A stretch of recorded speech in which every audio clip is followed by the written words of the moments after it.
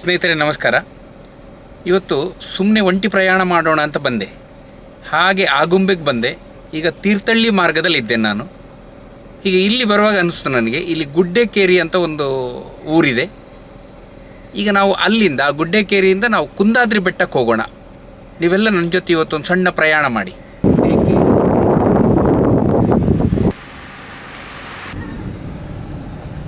ಇಲ್ಲಿ ಇದು ನೋಡಿ, ಈ ದಾರಿ ಎಲ್ಲಿಗೆಲ್ಲ ಹೋಗುತ್ತೆ ಅಂತ ಗೊತ್ತಾಗುತ್ತೆ ನಿಮಗೆ.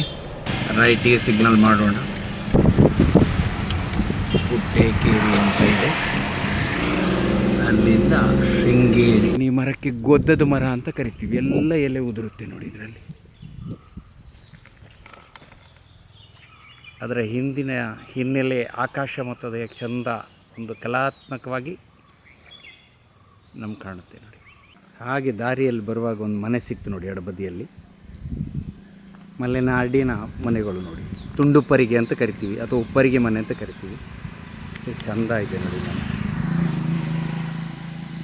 ಸುತ್ತ ಬೆಟ್ಟ ಗುಡ್ಡ ಇದೆ. ದೂರದಲ್ಲಿ ಬೆಟ್ಟ ಕಾಣ್ತಾ ಇದೆ ನೋಡಿ. ದೂರದಲ್ಲಿದೆ ಬೆಟ್ಟ ನೋಡಿ, ಕಾಣ್ತಾ ಇದೆಯಲ್ಲ. ಈಗ ನಾವು ಅಲ್ಲಿಗೆ ಹೋಗಬೇಕು.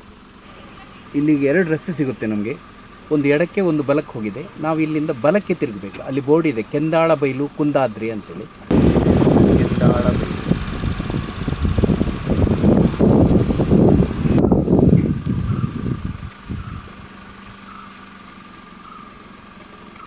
ಕಲ್ಲಿನ ಹೊರೆಯನ್ನು ಮರ ಹೇಗೆ ತಡ್ಕೊಂಡಿದೆ ನೋಡಿ. ಇಲ್ಲಿ ಕುಂದಾದ್ರಿ ಬೆಟ್ಟದ ಸಮೀಪ ಬಂದಿದ್ದೇನೆ ಈಗ ನಾನು. ಇಲ್ಲಿ ನೋಡಿ ಪರಿಸರ ನೋಡಿ, ಚೆಂದ ಇದೆ ನೋಡಿ.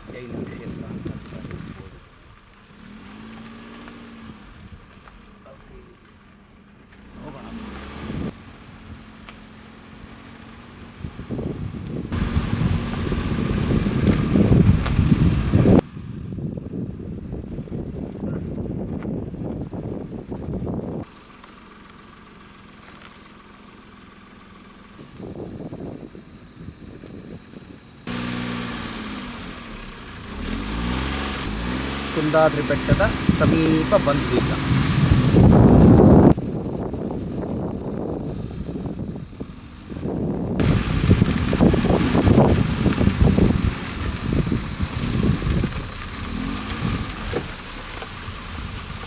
ಯಾರೂ ಇಲ್ಲ ಅಂತ ಕಾಣ್ತದೆ. 2 ಬೈಕ್ ಇದೆ ಅಷ್ಟೇ. ಈಗ ಬೆಟ್ಟದ ಮೇಲೆ ಹೋಗೋಣ. ಅದಕ್ಕಿಂತ ಮೊದಲು ಇಲ್ಲಿಯ ಪರಿಸರವನ್ನು ಸ್ವಲ್ಪ ನೋಡೋಣ. ನೋಡಿ, ಇಲ್ಲೊಂದು ಮಾಹಿತಿ ಇದೆ ಅರಣ್ಯ ಇಲಾಖೆದ್ದು. ಸ್ವಾಗತ ಕಮಾನು ನೋಡಿ.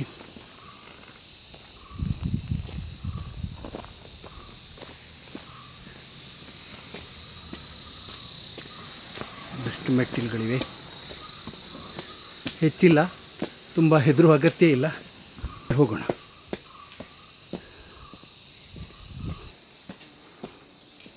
ಇಲ್ಲಿಗೆ ಮೆಟ್ಟಿಲು ಮುಗೀತು.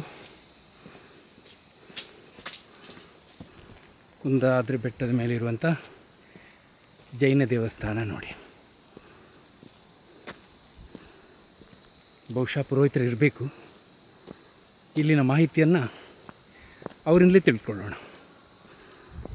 ಒಂದು ಭಾಳ ಚಂದದ ಕೆರೆ ಇದೆ ಇಲ್ಲಿ ನೋಡಿ. ಕೆರೆ ನೋಡಿ, ತುಂಬ ಆಳ ಇದೆ ಇದು. ಇತ್ತೀಚೆಗೆ ಯಾರೋ ಒಬ್ಬ ಯುವಕ ಕುಡಿದು ಇದರಲ್ಲಿ ಈಜಾಡ್ಲಿಕ್ಕೆ ಹೋಗಿ ತೀರಿಕೊಂಡಂತೆ. ಸಂಜೆ ವೇಳೆ ಇನ್ನೂ ಸುಂದರವಾಗಿರುತ್ತೆ ಪರಿಸರ.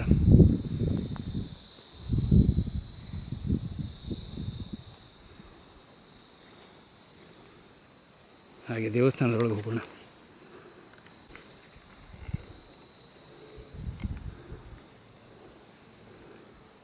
ಇಲ್ಲೊಂದು ಭಿನ್ನವಾದ ಮೂರ್ತಿ ಇದೆ ನೋಡಿ.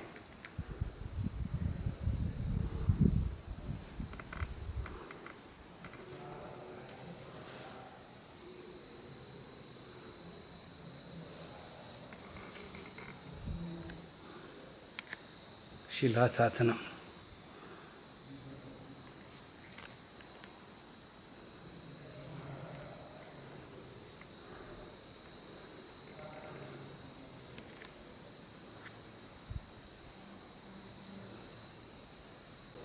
ಮನೋಹರವಾಗಿ ಕಾಣ್ತಾ ಇದೆ. ಇದು ಒಳಗೋಗೋಣ.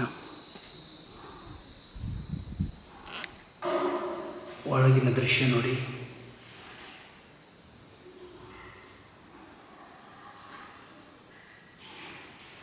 ಆಹಾ, ಒಳಗೆ ತುಂಬ ತಂಪಾಗಿದೆ.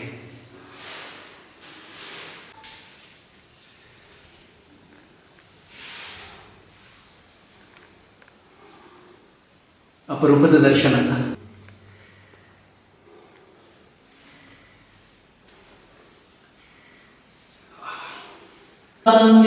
प्रवचनाबोधिनं ये सर्वे दिनसिद्धं सूर्यास्तने पाठिताय परं चिददेवाय दिव्यमादिं दीपधूपार्पणं करोमि स्वाहा. ನಮಸ್ಕಾರ. ನಮಸ್ತೆ. ತಮ್ಮ ಹೆಸರು ಸರ್? ಶಾಂತಿನಾಥ್ ಅಂತ.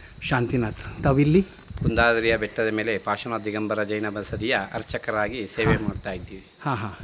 ಸಾಧಾರಣ ವಂಶ ಪಾರಂಪರಿಕವಾಗಿ ಭಗವಂತನ ಸೇವೆ ಮಾಡುವುದು ಒಂದು ಪುಣ್ಯ ಪ್ರಾಪ್ತಿ ಕೆಲಸ. ಹಾಗೆ ಮಾಡ್ಕೊಂಬರ್ತಾ ಇದ್ದೀವಿ. ಹಾಗೆ ಒಂದು ಕ್ಷೇತ್ರವು ಸಾಧಾರಣ ಸಾವಿರಾರು ವರ್ಷ ಇತಿಹಾಸದ ಜಿನಮಂದಿರವಾಗಿದ್ದು ಸಮುದ್ರ ಮಟ್ಟದಿಂದ 3500 ಎತ್ತರದಲ್ಲಿದ್ದು ಕರ್ನಾಟಕದ 2ನೇ ಸ್ಥಾನವಾಗಿರುತ್ತೆ. ಹಾಗೆಯೇ ಪ್ರಥಮ ಒಂದು ಭಗವಾನ್ ಪಾರ್ಶ್ವನಾಥ ಸ್ವಾಮಿಯ ವಿಗ್ರಹ ಮೂಲ ನಾಯಕನಾಗಿರ್ತಾರೆ. ಹಾಗೆಯೇ ಅವರ ಯಕ್ಷಯಕ್ಷಿಣಿ ಧರಣೇಂದ್ರಕ್ಷ ಪದ್ಮಾವತಿ ಅಮ್ಮನವರು ಇರ್ತಾರೆ. ಹಾಗೆ ಜಿನಮಂದಿರದ ಬಲಭಾಗದಲ್ಲಿ ಚಂದ್ರಪ್ರಭು ತೀರ್ಥಂಕರ್ ಇರ್ತಾರೆ. ಹಾಗೆ ಮಂದಿರದ ಎಡಭಾಗದಲ್ಲಿ ಶೀತಲನಾಥ ಸ್ವಾಮಿ ತೀರ್ಥಂಕರ್ ಇರ್ತಾರೆ.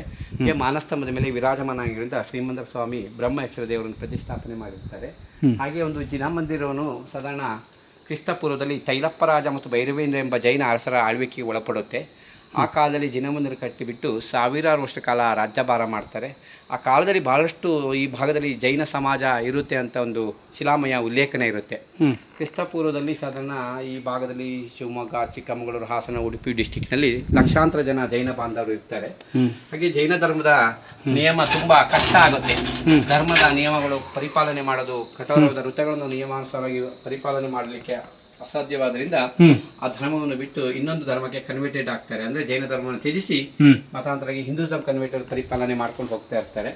ಹಾಗೆ ನಮಗೆ ಗೊತ್ತಿರೋ ಬೈಂದೂರು ಭಟ್ಕಳ ಎಲ್ಲ ಹೋಗ್ಬಿಟ್ರೆ ನೀವು ಅಲ್ಲಿರುವಂತಹ ಜೈನರೆಲ್ಲ ನವಾಯಿತ್ ಕಡೆ, ಯಾಕಂದ್ರೆ ನವಾಯಿತ್ ಧರ್ಮವನ್ನು ಪರಿಪಾಲನೆ ಮಾಡ್ತಾರೆ. ಈ ಮಂದಿರಗಳು ಪರಿವರ್ತನೆ ಆಗುತ್ತೆ. ನವಾಯಿತಿ ಧರ್ಮವನ್ನ ಸ್ವೀಕಾರ ಮಾಡ್ತಾರೆ. ಹೌದು, ಯಾರು ಜೈನರು? ಜೈನ ಧರ್ಮ ತ್ಯಜಿಸಿ ಇಸ್ಲಾಂ ಧರ್ಮದ ಅಲ್ಲಿ ನವಾಯಿತ್ ಪಂಗಡಕ್ಕೆ ಹೋಗ್ತಾರೆ. ಅಲ್ಲಿ ಇರುವಂತಹ ಮಂದಿರ ಸ್ವಲ್ಪ ಮಸೀದಿಗೆ ಪರಿವರ್ತನೆ ಆಗುತ್ತೆ. ಅಲ್ಲಿಯ ಒಂದು ರಾಜಾಡಳಿತಕ್ಕೆ ಒಳಪಡುತ್ತೆ. ಹಾಗೆ ಏನು ಈ ಸುತ್ತಮುತ್ತಲೇ ಇರುವುದು ಮೊಘಲ್ ಸಾಮ್ರಾಜ್ಯ ಕಾಲದಲ್ಲಿ ಆಳ್ವಿಕೆ ಒಳಪಟ್ಟಿದ್ದು ಭಗವಾನ್ ಶ್ರೀ ಮಹಾವೀರ ಸ್ವಾಮಿ ತೀರ್ಥಂಕರು ಭಿನ್ನವಾಗ್ತಾರೆ. ಅಖಂಡ ಮೂರ್ತಿ ಇದೆ. ಇದು ಭಿನ್ನ ಮಾಡಲಾಗಿದೆ, ಆಗಿರುವಂತಹ ವಿಗ್ರಹ ಇದು. ಅದು ಯಾವ ಕಾಲದಲ್ಲಿ? ಅದು ಸಣ್ಣ ಹಿಂದೆ ಒಂದು ಮೊಘಲ್ ಸಾಮ್ರಾಜ್ಯದ ಆಳ್ವಿಕೆಯಲ್ಲಿ. ಹಾಗೆ ನಗಾನಾಣ್ಯ ಇದೆ ಅನ್ನೋದು ಸ್ವಲ್ಪ ದುಷ್ಕರ್ಮ ದಾಳಿಗೂ ಒಳಗಾಗುತ್ತೆ. ವೃಷಭನಾಥ ಅಂತೀವಲ್ಲ, ಅವರ ಮಕ್ಕಳೇ ಭರತಚಕ್ರವರ್ತಿ ಬಾಹುಬಲಿ. ಅವಾಗ ಭರತಖಂಡವೇ ಜೈನಮಯ ಅಂದ್ರೆ ಇಡೀ ಲೋಕವೇ ಜೈನ, ಹೆಣ್ಣು ಗಂಡು ಎರಡೇ ಭೇದ ಭಾವ ಅಂತ ಒಂದು ಕಾಲದಲ್ಲಿ ಹೋಗುತ್ತೆ. ಆಮೇಲೆ ಜಾತಿ ಮತಾಂತರಗಳು ಸ್ವಲ್ಪ ಜಾಸ್ತಿ ಆಗುತ್ತೆ. ಬ್ರಾಹ್ಮಣ, ಶೂದ್ರ, ವೈಶ್ಯಕ್ಕಿಂತ ವರ್ಣಭೇದ ಆದಾಗ ಜೈನ ಧರ್ಮ ಒಂದು ಅವನತಿ ಸ್ಥಾನದಲ್ಲಿ ಹೋಗುತ್ತೆ ಅಂತ ಹೇಳ್ತಾರೆ.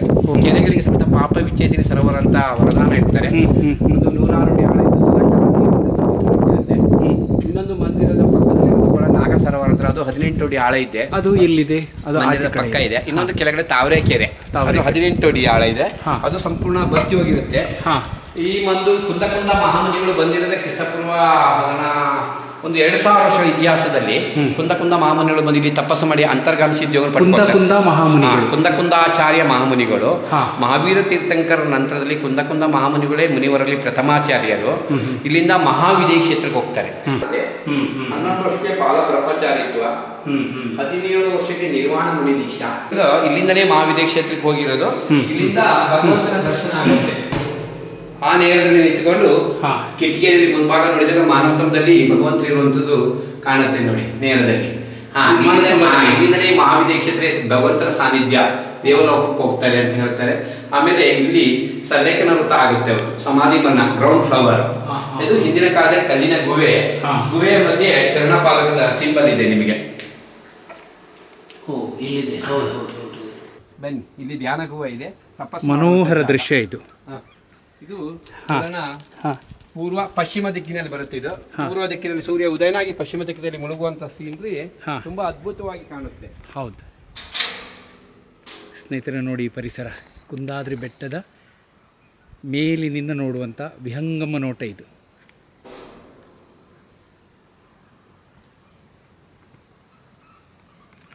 ಕುಂದ ಮಹಾಮುನಿಗಳು ಬಂದು ಕುತ್ಕೊಂಡು ತಪಸ್ಸು ಮಾಡಿರುವಂತಹ ಜಾಗ, ಧ್ಯಾನಕ್ಕೆ ಕುತ್ಕೊಂಡು ಸ್ವಾಧ್ಯಾಯದಿಂದ ಪಡ್ಕೊಂಡಿರುವಂತಹ ಧ್ಯಾನ ಪ್ರಾಪ್ತವಾಗಿರುವಂತಹ ಜಾಗ ಆಗಿರುತ್ತೆ. ಹಾಗೆ ಈಗಲೂ ಸಹಿತ ಇತ್ತೀಚಿನಲ್ಲಿ ಮುನಿ ಮಹಾರಾಜರು ಮಾತಾಜಿಯವರು ಬಂದು ಇಲ್ಲೇ ಕುತ್ಕೊಂಡು 8 ದಿನಗಳ ಕಾಲ, 12 ದಿನಗಳ ಕಾಲ, 18 ದಿನಗಳ ಧ್ಯಾನವನ್ನು ಮಾಡ್ತಾರೆ. ಇಲ್ಲಿ ಒಳಗೆ ಇದರೊಳಗೆ ಹೋಗ್ಬೋದು. ಹೋಗಿ ಮೆಲ್ಲ ಮೆಲ್ಲ. ಪವಿತ್ರವಾದ ಜಾಗ ಇದು. ಧ್ಯಾನ ಮಾಡಲಿಕ್ಕೆ, ಸ್ವಾಧ್ಯಾಯ ಪಡ್ಕೊಳ್ಳಿಕ್ಕೆ ತುಂಬಾ ಆತ್ಮಜ್ಞಾನ ಪಡ್ಕೊಳ್ಳಿಕ್ಕೆ ಸೂಕ್ತವಾದ ಒಂದು ಸ್ಥಳ ಇದು. ಇದು ನೇರ ಅಂದ್ರೆ ಇಲ್ಲಿಂದಲೇ ದೇವಕ್ಷೇತ್ರಕ್ಕೆ ಹೋಗ್ತಾರೆ ಆ ಮನೆಗಳು. 2000 ವರ್ಷಗಳ ಹಿಂದೆ 2111ನೇ ವರ್ಷ ಮೊನ್ನೆ ಶುಕ್ರವಾರಕ್ಕೆ.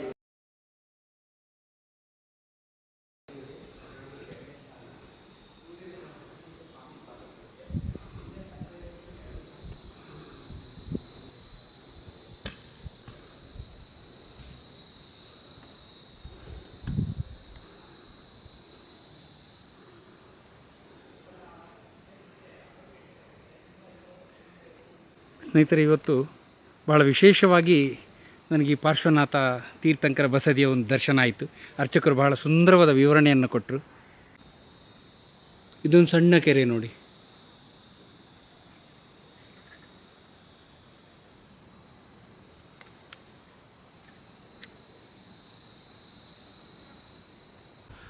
ಜಾತ್ರೆ ಜನವರಿ 14 ಮಕರ ಸಂಕ್ರಾಂತಿ ಪ್ರತಿ ವರ್ಷ ಜಾತ್ರಾ ಮಹೋತ್ಸವ ಕಾರ್ಯಕ್ರಮ ನಡೀತದೆ. ಸಾವಿರಾರು ಭಕ್ತಾದಿಗಳು ಕ್ಷೇತ್ರದ ದರ್ಶನ ಪಡ್ಕೊಂಡು ಪುಣ್ಯ ಪ್ರಾಪ್ತರಾಗ್ತಾರೆ. ಹಾಗೆಯೇ ಉತ್ತರಾಯಣ ಪುಣ್ಯಕಾಲ ಮಕರ ಸಂಕ್ರಾಂತಿ ಒಂದು ಕ್ಷೇತ್ರ ದರ್ಶನ ಪಡೆದಲ್ಲಿ ಮನುಷ್ಯ ಜನ್ಮ ಪಾವನಗಲಿ ಅಂತ ಮಹಾರಾಜರ ಒಂದು ವರದಾನ ಇರುತ್ತೆ.